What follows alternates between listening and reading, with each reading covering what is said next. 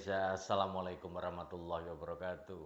Setelah sekian lama menghilang tanpa jejak karena ada tugas negara ke Sekayu, setelah kembali maka kita gaskan langsung untuk berondol ini. Menjawab pertanyaan pemupukan yang banyak yang tidak terjawab, mungkin akan saya rangkum di part ketiga pertanyaan tentang pemupukan tanaman kelapa sawit. Karena bahwa sekali lagi pupuk pada saat ini adalah harga cukup mahal, maka banyak alternatif-alternatif yang akan banyak dilaksanakan oleh para petani. Bukan hanya mahalnya saja, tapi adalah bicara tentang stok juga. Kadang kita akan memupuk jenis 12, 12, 17, 2 untuk TBM, tapi ternyata yang ada di pasaran hanya 13, 8, 27, 4 plus 0,65 boron. Apa sih efeknya? Maka kita akan bahas satu persatu bicara tentang pertanyaan pupuk yang sudah masuk kepada The Brondol. Yang pertama adalah pemupukan yang ada di piringan. Jika ada janjangan kosong di TBM ini, apakah di mana pupuknya Pak Pendi? Kata Pak Pendi, kalau menggunakan janjangan kosong ketika kita menggunakan di tanaman belum menghasilkan pada usia muda, biasanya kita hanya ngasih jeda, jangan terlalu rapat saja. Lah pertanyaannya, pupuk kimia yang diberikan itu di mana? Maka jawabannya adalah bahwa pupuk kimia yang akan diberikan ketika kita sudah menggunakan janjangan kosong di piringan, melingkar piringan, jika kita menggunakan misalnya ini tanamannya, ini piringannya, ini tanamannya, kemudian sudah dikasih janjangan kosong melingkar seperti ini, apakah pemupukannya hanya sedikit saja seperti di sini atau enggak Pak Pendi, atau diletakkan di atas janjangan kosong? Maka jawabannya adalah boleh diletakkan di atas janjangan kosong. Pak Pendi, kalau di janjangan kosong nanti lambat larut, kata siapa? Karena bahwa apalagi pupuk-pupuk bersenyawa garam, sekali lagi dia akan mudah larut, maka dia akan menetes ke bawah, sehingga maka pemberiannya baik urea, KCl, dan kiserit. Jika menggunakan kiserit maka bisa ditaburkan di atasnya, termasuk dolomitnya juga. Sehingga yang harus kita pahami adalah pemberian pada interval jarak dari pokoknya.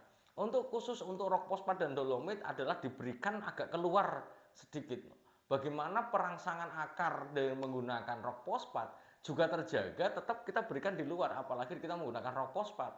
Begitu juga dengan dolomit, maka dia diberikan ke arah luar.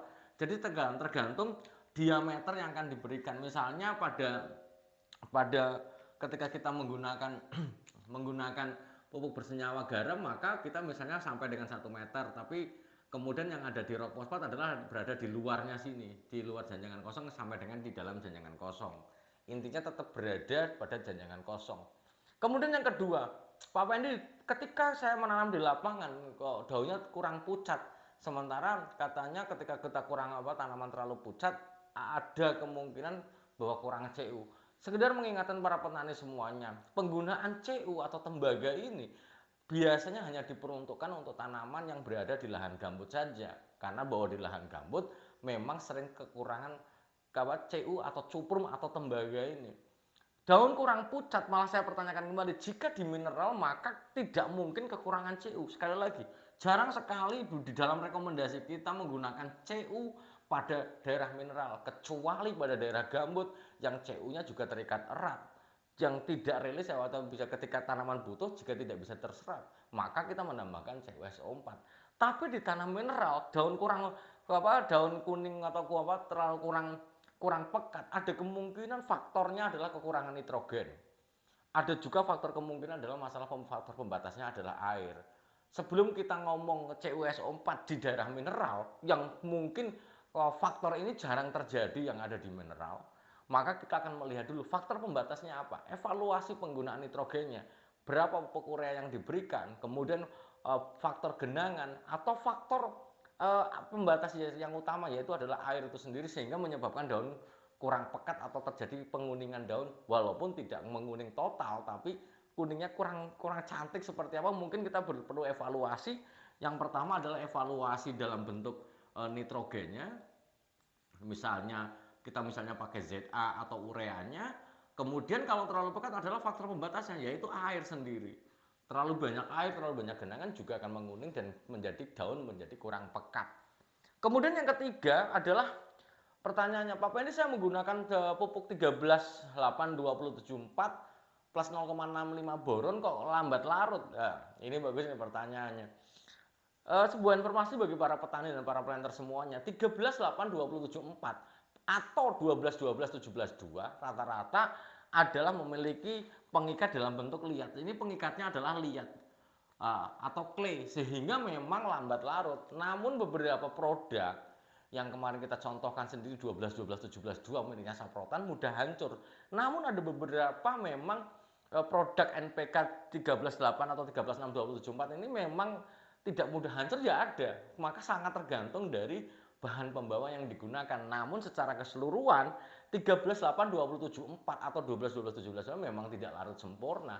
Kenapa? Karena pembawanya adalah bentuknya liat. Berbeda dengan mutiara ya. Mutiara dari yang 16-16 begitu ini mudah larut Pak Pendi, karena dia bahan pembawanya adalah bukan liat, sehingga dia mudah larut. Tapi ya ingat, ketika dia pembawanya liat dibanding dengan tidak liat, harganya jelas mahal yang tidak liat pastinya. Kemudian yang keempat ini, di musim penghujan di beberapa wilayah kita juga mengalami banjir. Salah satunya adalah sahabat The Brunel yang nyetok 12-12-17-2 plus TE yang akan digunakan untuk tanaman belum menghasilkan. Pak Pendi, saya punya stok terendam banjir, terendam air di dalam rumah. Apakah masih bisa digunakan setelah terjadi pengeringan? Jawabannya adalah bisa saja. Namun sebagai tanda atau sebagai informasi, 12-12-17-2 ini biasanya memiliki memiliki karakter yang sedikit higroskopis, karena dia diletakkan saja adalah mudah mencair, adanya noda-noda ketika kita di kertas.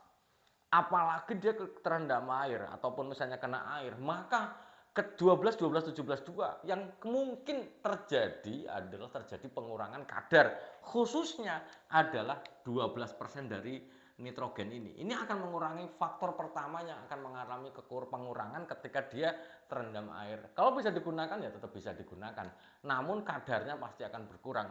12-12-17-2 untung saja adalah pengikatnya liat, tanah liat, sehingga atau clay ini atau liat ini adalah sedikit lama-lama melepaskan unsur haranya dibandingkan ketika dia tidak liat. Misalnya 16-16 mutiara, ketika dia terendam air ya udah banyak yang hilang pastinya, karena dia pengikatnya bukan liat. Tapi kalau pengikatnya liat akan tetap mengalami pengurangan, tapi tidak sebesar yang dari yang pengikatnya ketika dia bukan liat pastinya. Digunakan yang monggo saja, tapi tetap akan mengalami pengurangan. Nah, pengurangannya berapa? Wah, ini harus pakai studi yang lain pastinya.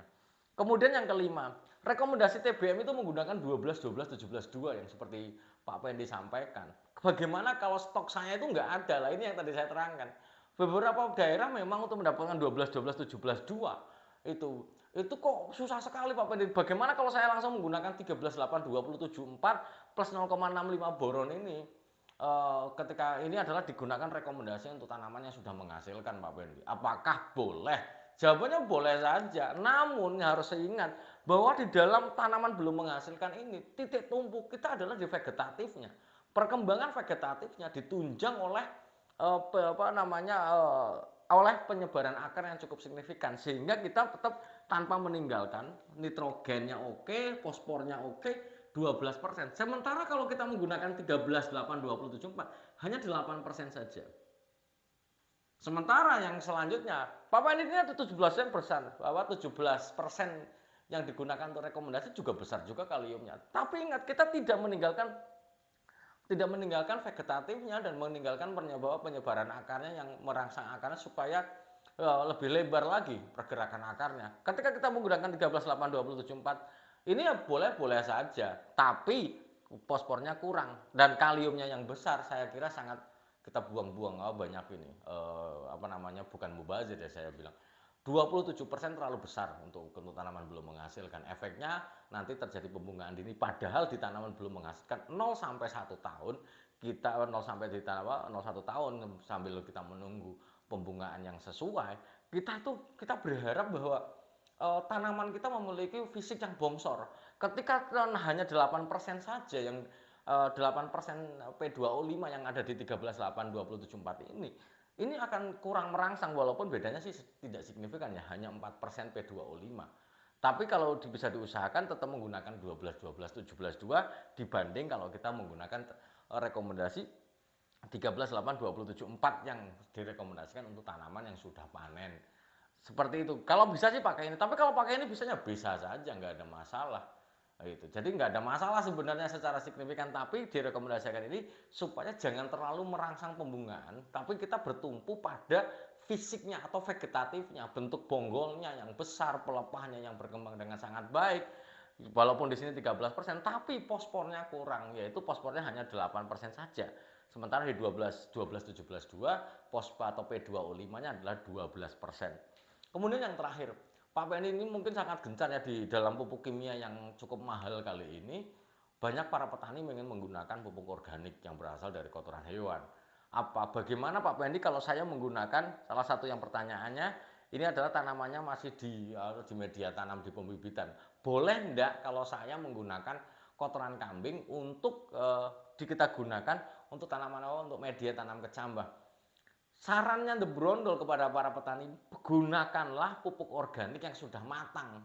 Sudah matang itu yang seperti apa sih Pak Pendi? Secara kimia yang matang adalah memiliki karbon per nitrogen total atau CN rasio sudah mendekati 15 atau bahkan di bawah 15. Kalau ciri khasnya adalah sudah tidak berbau apek yang pertama. Yang kedua adalah bahwa dia sudah ketika dipegang tidak terjadi perubahan bahwa tidak terjadi dekomposisi lagi sehingga tidak menimbulkan panas lagi bagi media tanamnya. Jadi menggunakan yang matang lah. Ketika mau digunakan untuk media penanaman kecambah, boleh nggak ya boleh saja. Namun proporsi yang harus digunakan jangan terlalu banyak. Kalau terlalu banyak, apalagi ini di pre-nursery, ketika penggunaan bahan organik terlalu banyak di pre-nursery, maka kita akan dihadapkan dengan dua hal. Yang pertama, pengeringan media yang akan lebih cepat. Jika kita tidak menyediakan air dalam jumlah cukup, maka media cepat kering. Yang kedua, ketika penggunaan bahan organik terlalu banyak di dalam media penanaman kecambah, ketika kita mau pindahkan ke MN, maka bola tanah relatif mudah pecah. Kenapa? Karena bahwa ketika bahan organik berada dalam jumlah yang banyak di polybag, ikatan antar partikel organik di dalam kotoran hewan ini adalah tidak kuat. Begitu dia dibuka polybagnya ya pecah. Begitu polybagnya pecah, maka biasanya medianya pecah atau bola tanahnya pecah. Bola tanahnya pecah apa? Menyebabkan tanaman yang kita pindahkan menjadi stres, ya, seperti itu. Sehingga penggunaan bahan organik untuk penanaman kecambah ya diperbolehkan memang. Tapi kalau saran saya tidak lebih daripada 10% dari total media yang digunakan. Mungkin itu aja dulu di part yang ketiga di pertanyaan pupuk ini. Ya alhamdulillah bisa kembali lagi The Brondol setelah ya hampir 10 hari off, dan mungkin ini adalah part pertama setelah off. Monggo saja yang mau bertanya, dan mohon maaf sebelumnya kepada para planner dan para petani yang banyak bertanya. Sorry saya belum bisa fokus banget kemarin karena memang hampir 10 hari saya di perjalanan dan di dinas negara yang harus saya laksanakan ke Sumatera Selatan. Terima kasih, salam sehat bagi kita semuanya, dan semoga Allah memberikan kesehatan, kebahagiaan tanpa syarat bagi kita semua. Terima kasih, salam planter Indonesia. Assalamualaikum warahmatullahi wabarakatuh.